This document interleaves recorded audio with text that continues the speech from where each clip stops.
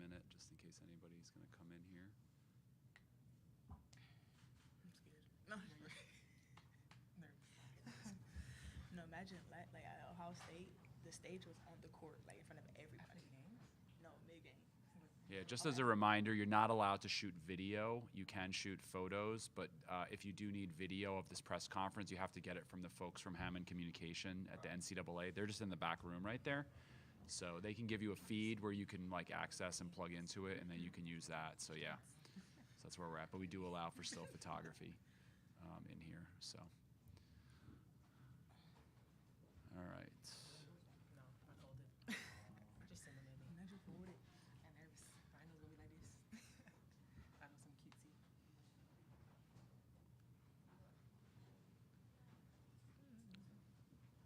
And I do this beforehand. Practice. At least I got the free run before. So it feels like. I got one and done shot.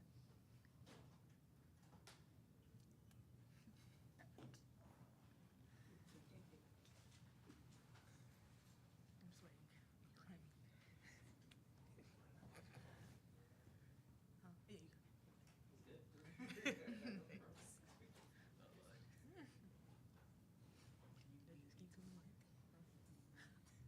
Take one, take one. Testing. They're probably close enough, but I don't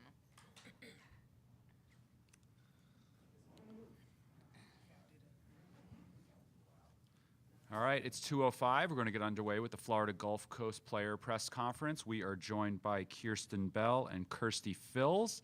If you have a question, please raise your hand and we'll get a mic over to you.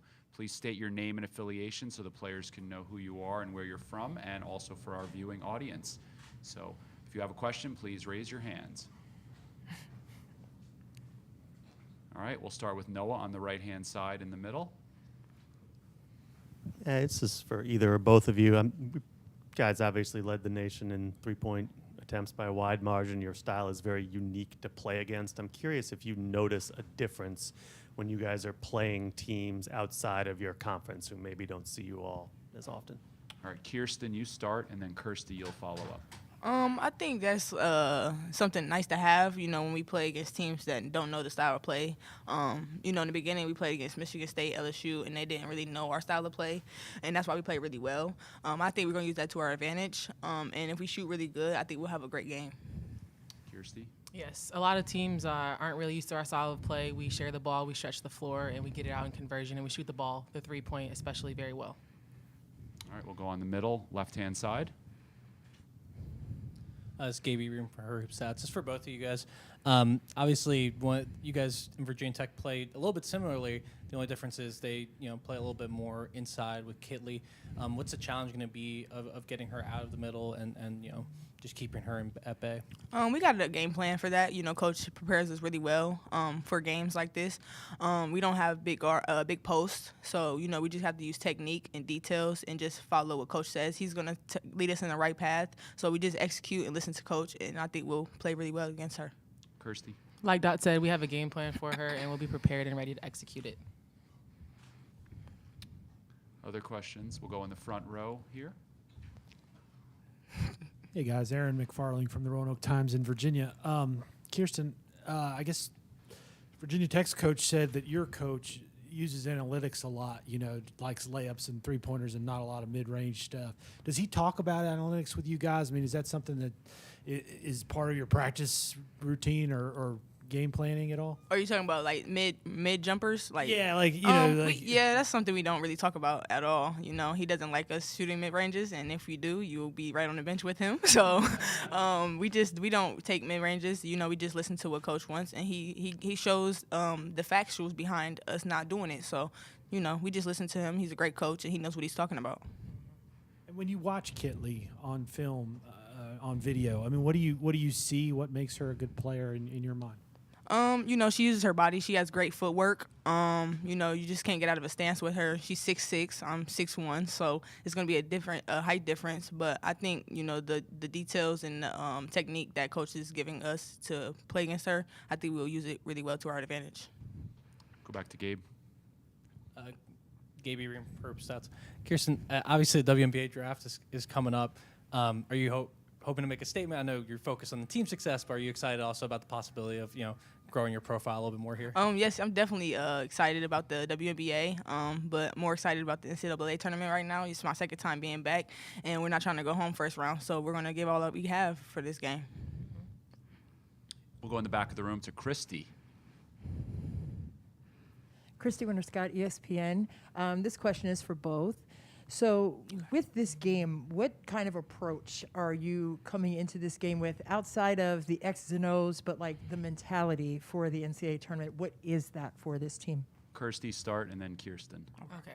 Our mentality is the same as every single game. We're coming in confident, with a chip on our shoulder, really. We're a 12 seed, and a lot of people out there expect us to lose, but we're ready and we're determined and we're ready to make a run, especially in this tournament. You will be hearing FGCU a lot.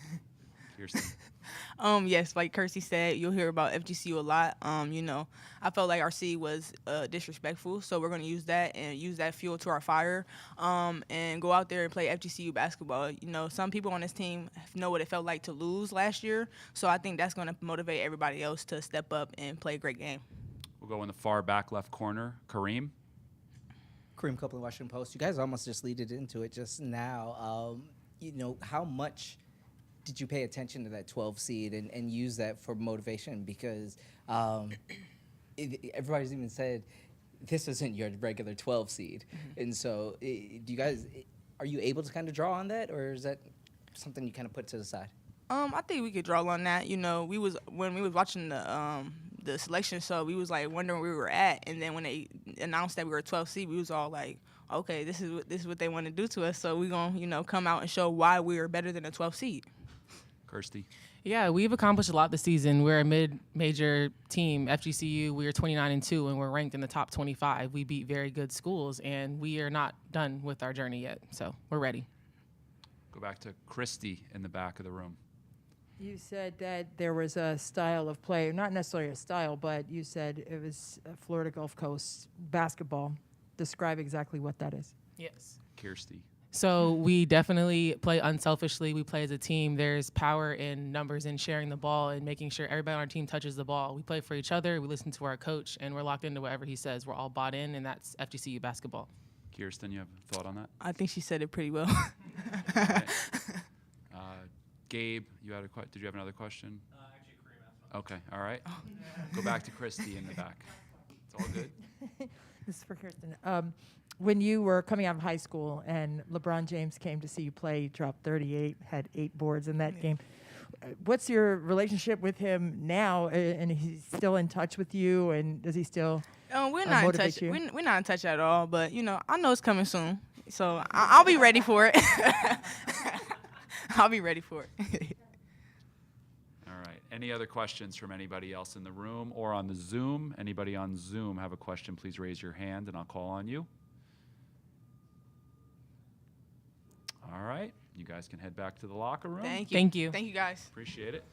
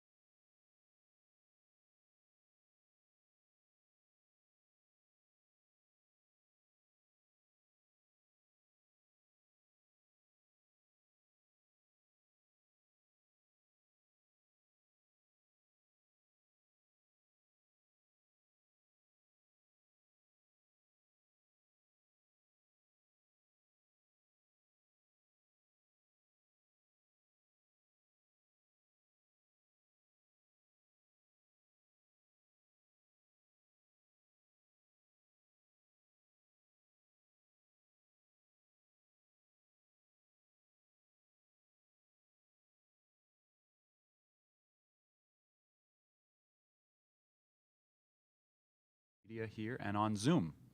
Okay, well, we're excited to be here. We know we have a great challenge ahead of us because we play a great team in Virginia Tech. But we're preparing, and we're hoping to make this a great game. Take questions from the media in person. If you have a question, raise your hand, please. We'll start in the front row.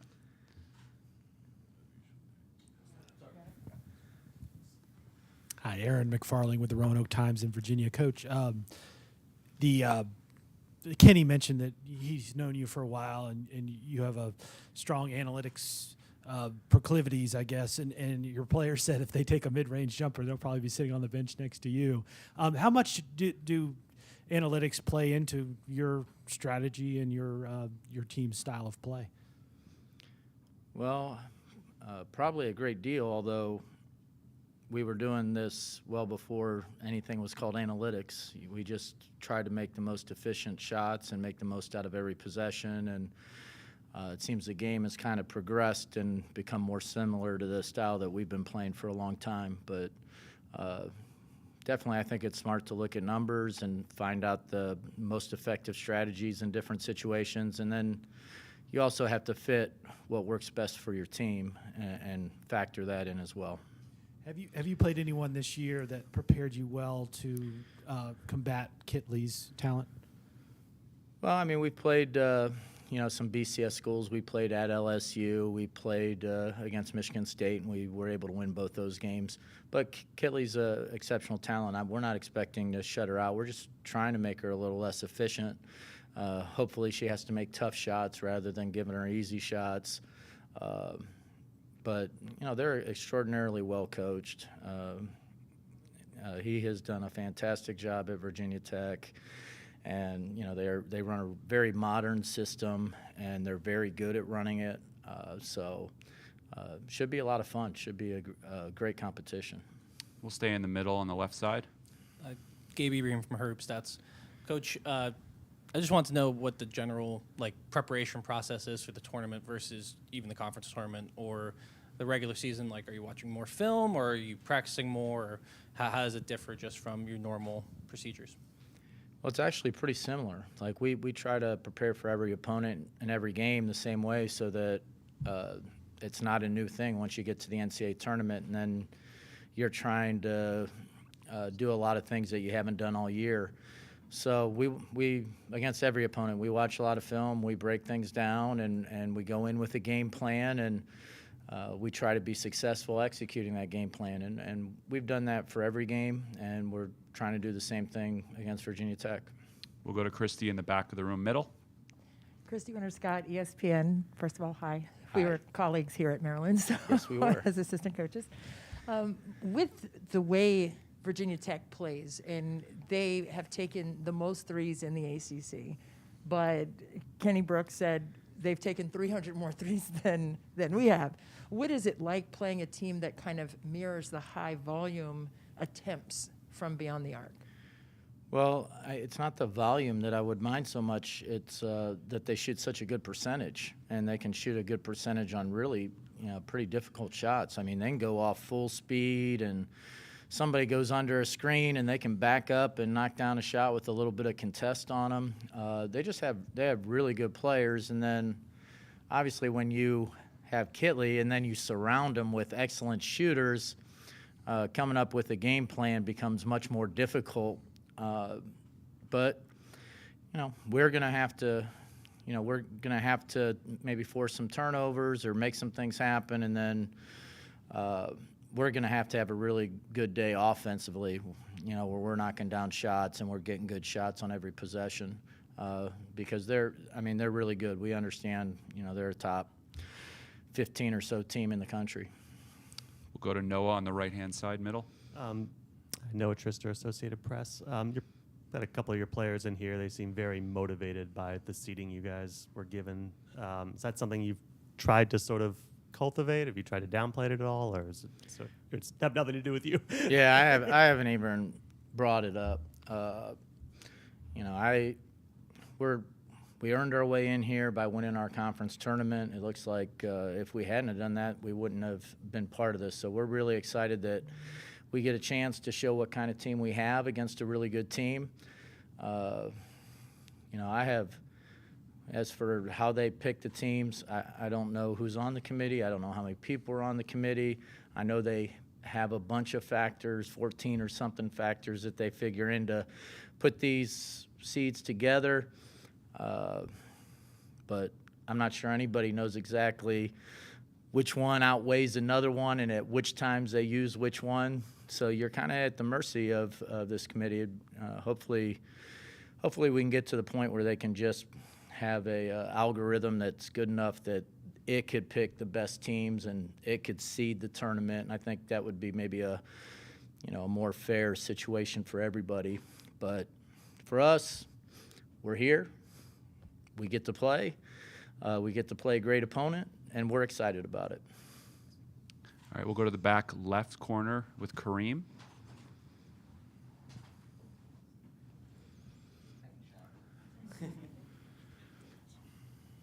Kareem Copeland, Washington Post. I just wanted to ask about Belle. What is the nation about to learn about her for those who maybe haven't seen her this year?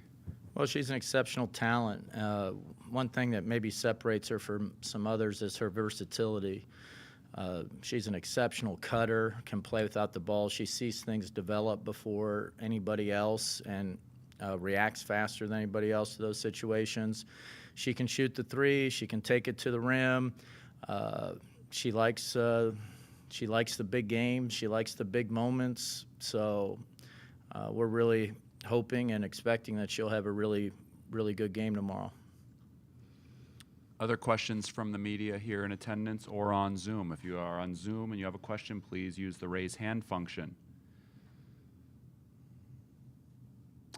All right, seeing none, we'll let you head back to the locker room and get ready for practice. Thank you, everyone. Thank you, Coach.